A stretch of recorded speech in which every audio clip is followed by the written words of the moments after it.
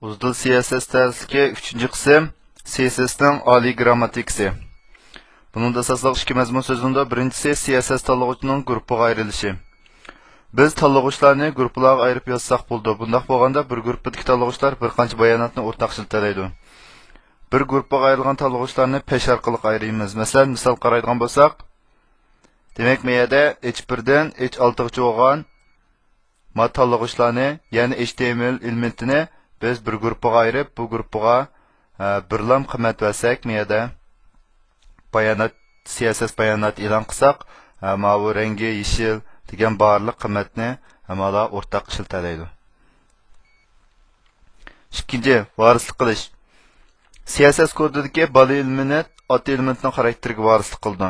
Bu yerdagi body element bilan ot elementiga nima degan vaqtimizda, bu yerdagi HTML kodi qaraydigan bo'lsak, masalan, HTML kodining ichidagi body qismida eng sirtqi qismi buningki ot element bo'ldi. Uning ichidagi qismi uningki, masalan, qismi body'ninki body elementlar bo'ldi. TD'ga nisbatan TD'ning ichidagi p TD'ninki body element bo'ldi, lekin p TD'ning ichki qismida bo'lmag'achqa bu TD'ninki p maningki body element bo'lmaydi, lekin bu body'ninki body element hisoblandi.